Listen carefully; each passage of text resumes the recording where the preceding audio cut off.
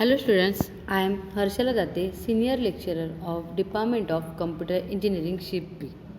In this video lecture, we are going to see the PKI, that is Public Key Infrastructure.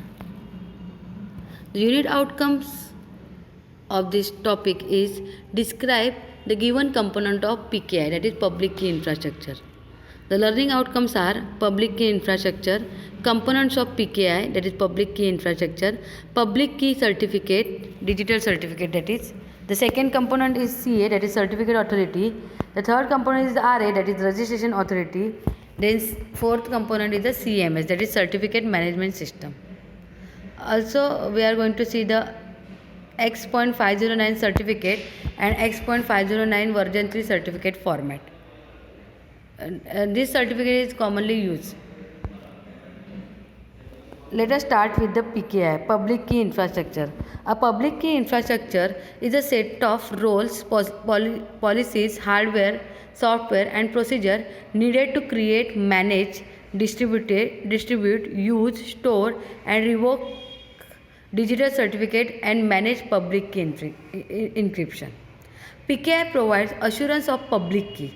As you know that private key is not shared but public key is open, so there are chances to hack the public key. So PKI provides the assurance of the public key.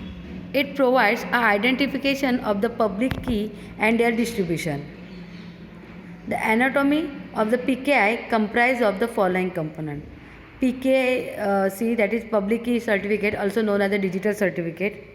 In digital certificate, the public key is secure. How we are going to see that? Certification authority, registration authority and certificate management system. Let us see one by one. The first we are going to see the digital certificate, that is public key certificate. The digital certificates are not only issued to the people but they can be issued to computers, software packages and or anything else that needs to prove the identity in electronic world.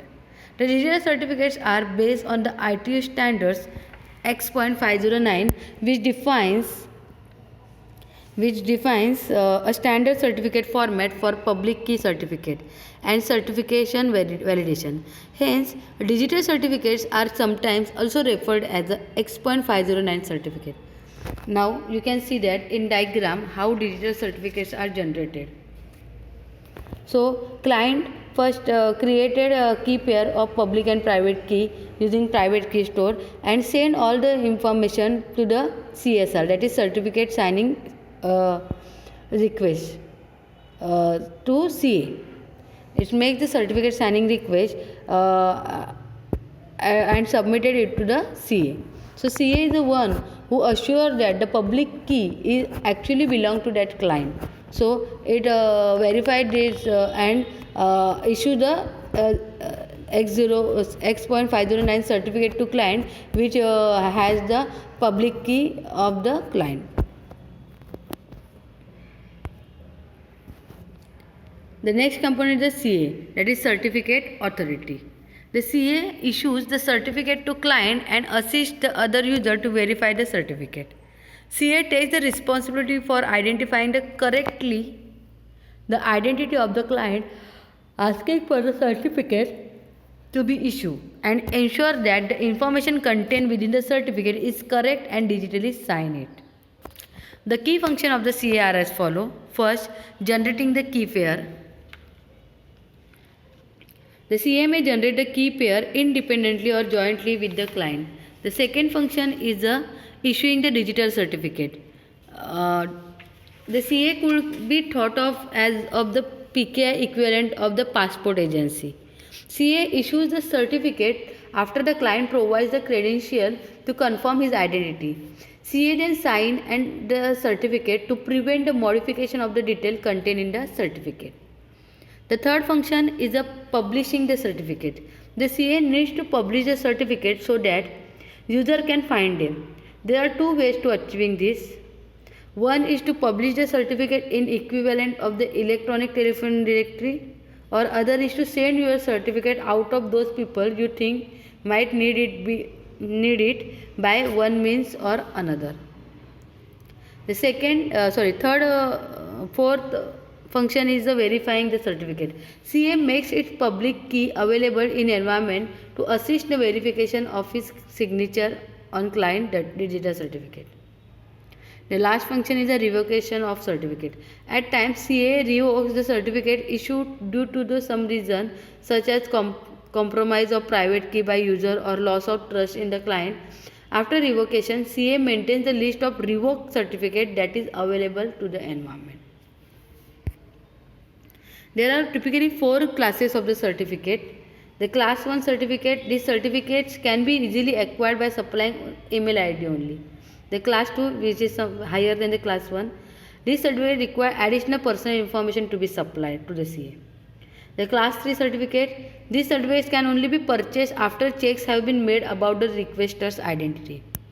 And if you want highest security, highest secure certificate, then class 4 certificate is there.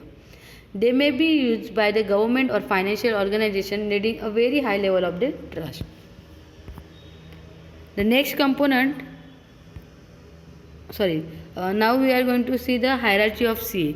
You can see that there is a root CA which provides certificate to CA 1, 2 and CA 3. So here CA certificate signed by this CA, root CA, CA 3. Now CA 3 provider is connected with the CA 4, 5, 6.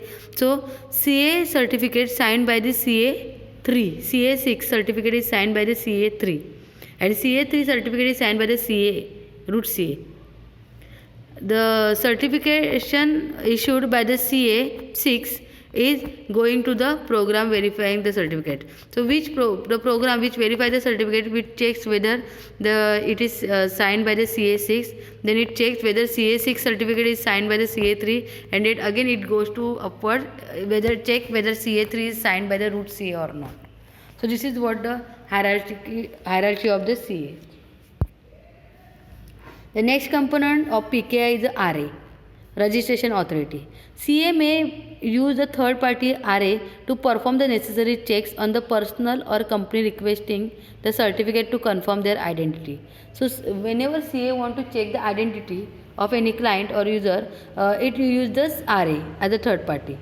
The RA may appear to the client as a CA, but they do not actually sign the certificate that is issued.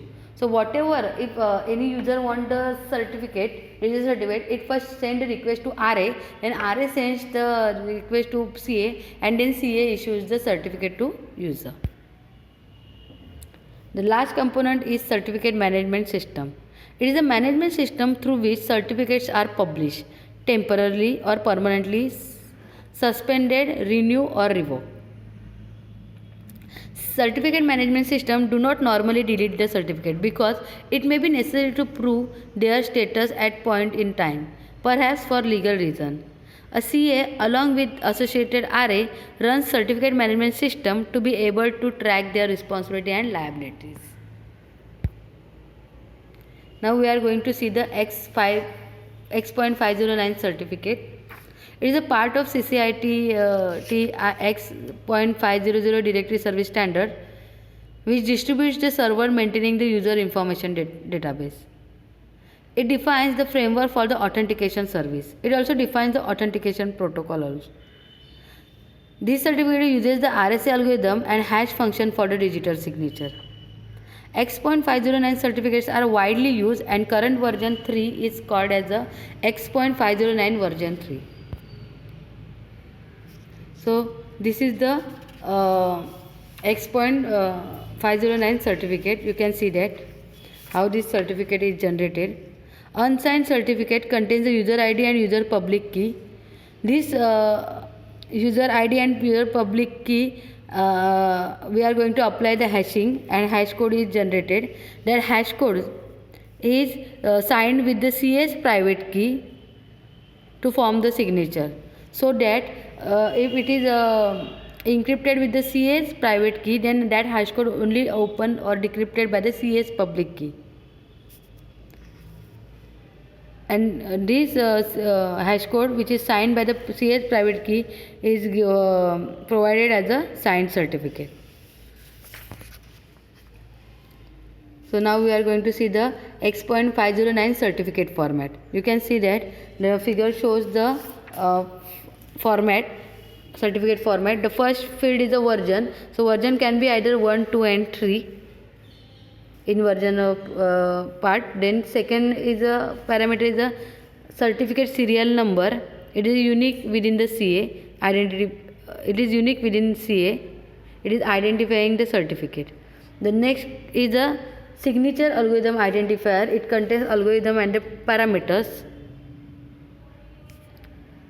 Next is the issuer name of the certificate. Next is the period of validity. It is a starting date and a last date from to date. The next field is a subject X.500 name, that is subject name A. Then next is the subject's public key information. It contains algorithm, parameter and key. Then next is